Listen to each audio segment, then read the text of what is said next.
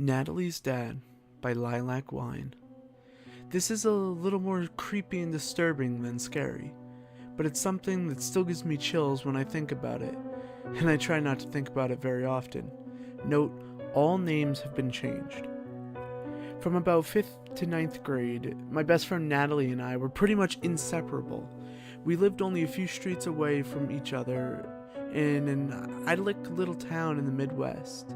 The kind of place that feels like living in a time capsule of the 1950s. Charming houses with beautifully kept gardens, huge old maple and oak trees lining every street, neighbors who actually stop and greet each other as they walk their dogs and mow their lawns. Summer block parties, kids playing in the streets until dinner time, that sort of thing. Natalie and I used to walk to and from school together every day, and I often stayed over at her house for an hour or two after school while my parents were still at work. I loved hanging out at her place because her mom was the sweetest person ever. She'd serve us delicious snacks. We'd tell her all about the latest middle school drama, and she'd even let us watch a TV show or play a computer game before we started our homework. Natalie's dad worked a lot and wasn't around often, but whenever I did interact with him, something about him seemed off. On a superficial level, he was perfectly nice and friendly, even funny.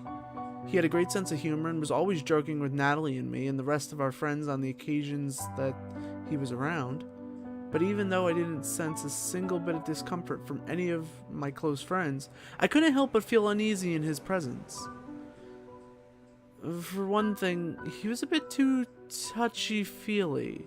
It was subtle, but I was always noticing it in little ways that made me slightly uncomfortable.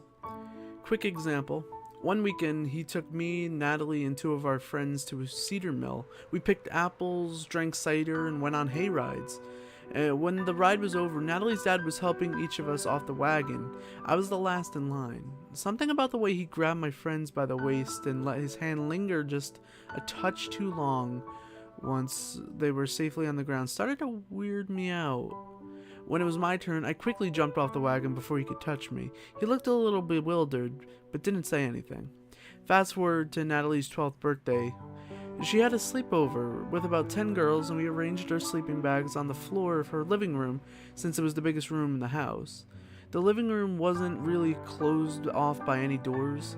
It had a big opening that connected it seamlessly to the foyer front hallway of the house.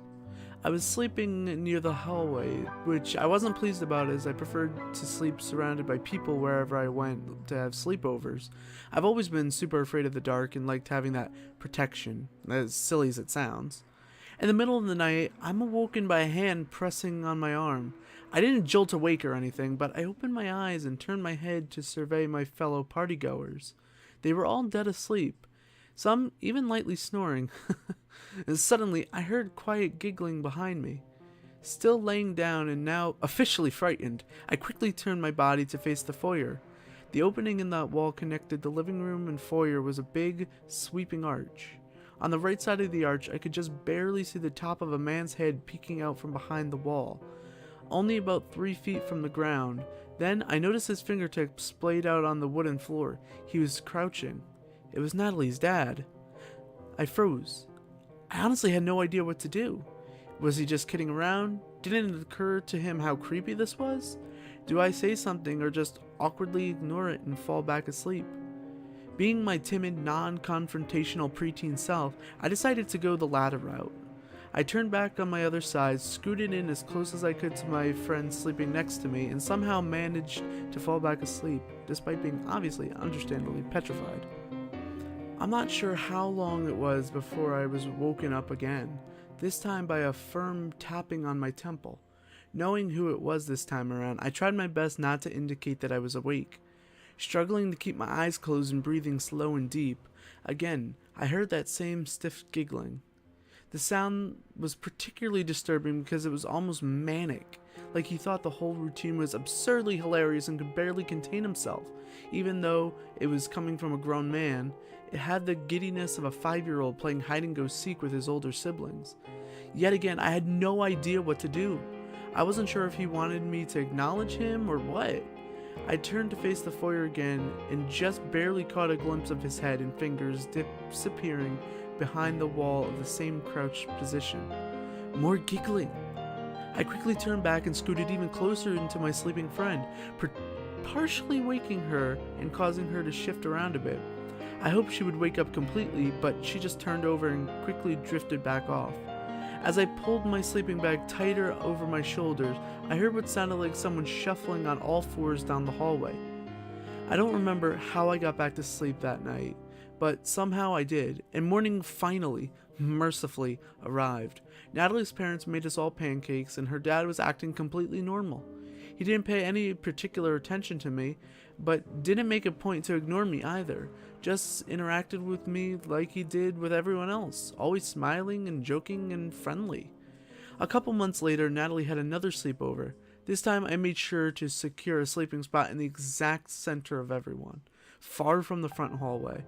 But later that night, I was abruptly woke up in the middle of a deep sleep for surprisingly no reason. I had been sleeping on my back and just suddenly opened my eyes and stared at the ceiling, wide awake.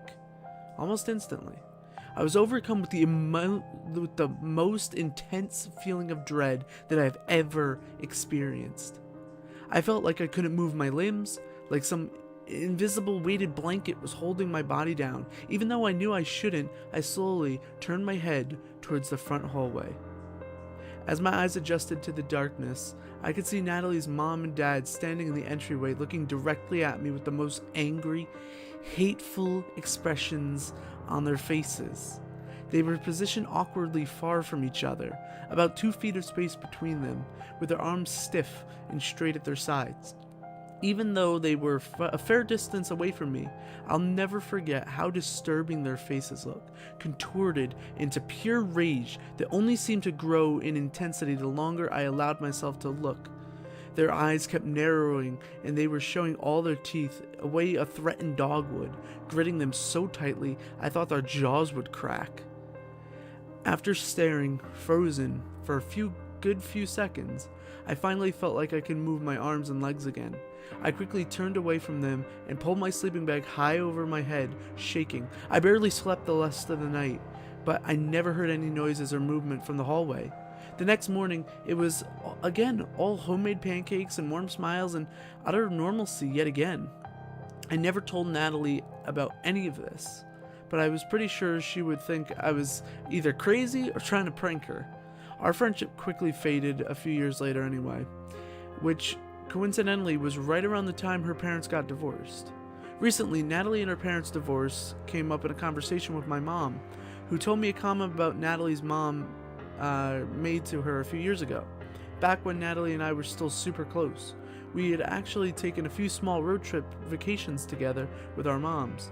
I guess at some point on one of those trips, our moms were gossiping about a particularly wealthy and impossible perfect family that lived in our neighborhood and had a reputation of being somewhat pretentious. Natalie's mom, skeptical about their apparent perfection, said, "Well, in this neighborhood, you never know what goes on behind closed doors." The comment is innocent enough, but for me, it adds an extra layer of creepiness given what I experienced with Natalie's parents.